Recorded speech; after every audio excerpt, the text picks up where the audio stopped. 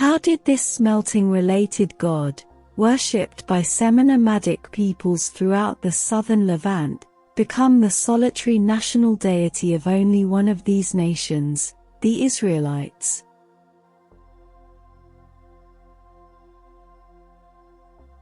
The Iron Age saw the rise of nation-states in the southern Levant, including Israel, Judah, Philistia, Moab, Ammon, Edom, and Phoenicia.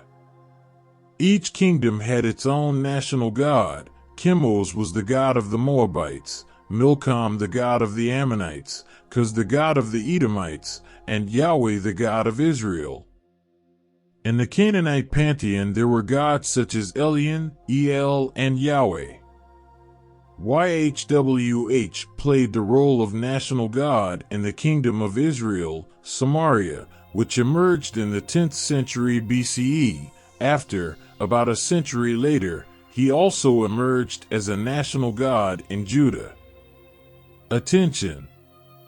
The expression God of Judah, referring to YHWH, is not mentioned anywhere in the Bible. In the Hebrew scriptures, YHWH is always mentioned as the God of Israel. The same name Israel, which probably means El will rule. Or it can have other possible meanings. Israel is a name attested in the late 13th century BC on the stela of the Egyptian pharaoh Merneptah. Surely the Hebrew people incorporated the name of the god El, Israel, into their own name as a people. That is a clear indication of the importance of the god El at that early time. Before the rise of the Israelite monarchy, theophoric personal names, that is, proper names containing the name of a god or divinity, were very common. On the other hand, explicitly Yahweh's personal names are very rare at that time, with the exception of Joshua, Yehoshua, and only 5 other names during the period of the Judges. Most scholars are of the opinion that at this time the Israelites were polytheists, worshipping YHWH along with a variety of Canaanite gods and goddesses, including El, Asherah, and Baal.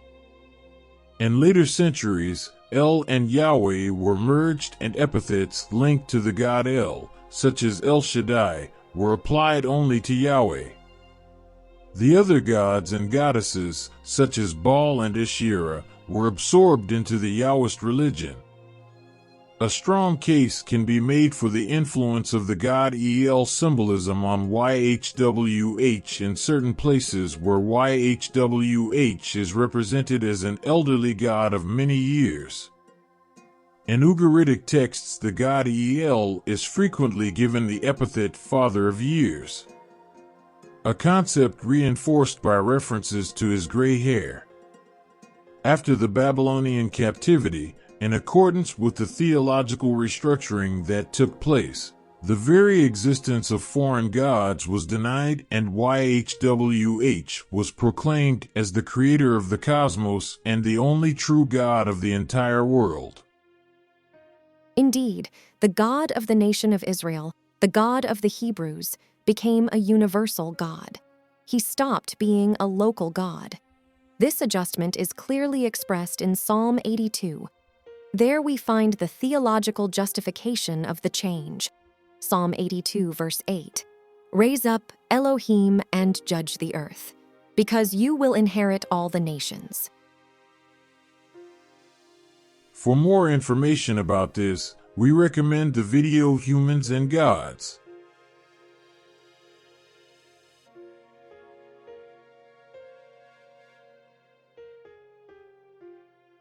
Conclusion. The Israelites took over a god that already existed among southern metalworkers and made him their only god.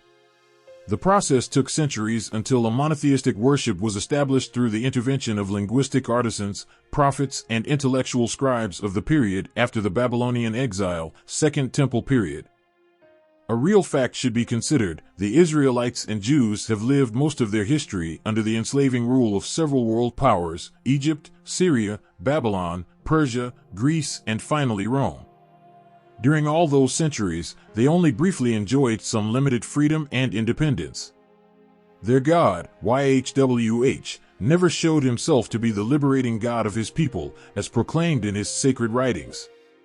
It is because of this that their leaders, priests, and scribes had to invent, with great cunning and very intelligent renegotiation, a different approach to the worship of their God and a justification for the lack of action on the part of their God.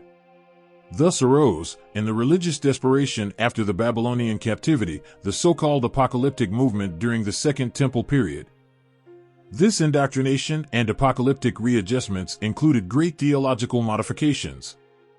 They created fiction, under the influence of the Babylonian religion to which they were subjected for several decades during the exile, the duality of good and evil, the children of light and the children of darkness, angels and demons. Furthermore, inappropriate actions of their god YHWH in the past were disguised by attributing them to angels or demons. They created the utopia of a magnificent kingdom that would make Israel the ruling nation over all nations. That kingdom would finally bless humanity and, with all the certainty of religious people imbued with those false beliefs, it would be established at that time, called the end of the era. All of this is well documented in the writings of the Dead Sea Scrolls of Qumran and later in the teachings or proclamations of John the Baptist, the teachings of Jesus and his followers after his death, and teachings that were expanded by the so-called Apostle Paul. All of them were apocalyptic proclaimers of an end that never occurred. The Romans came and put an end to all of this, destroying the Dead Sea community, the Jerusalem temple, and dismantling the Jewish nation.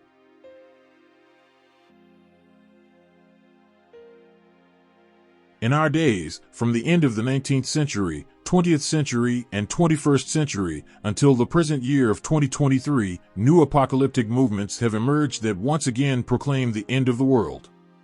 Among these apocalyptic movements, the so-called Jehovah's Witnesses stand out, who have revitalized the use of the name YHWH, especially in a translation of the Bible that has imbued that name even in the Christian Greek scriptures. It is a translation that has been manipulated and adjusted to force very particular doctrines and unfulfilled utopian promises. Because of this, the leaders of that sect continue to readjust and change their doctrines. It is to note that the apocalyptic movement during the Second Temple period apparently never readjusted their beliefs and doctrines. It was a determined and fixed movement, and thus it finally went down in history. In fact, all apocalyptic movements throughout the centuries have also gone down in history. What do you think will happen with the apocalyptic movements of our day? If you want, you can comment on it. As for the God Yahweh, we can categorically state that, like the other gods of the past, was simply another god. It was another of the many gods created by human invention. In addition, particularly in the case of Yahweh, the great manipulation and great elevation of his original position is evident. All of this was articulated, for some centuries, by very wise linguistic artists, scribes, prophets, and religious leaders. They orchestrated the transformation from a common god to a universal god.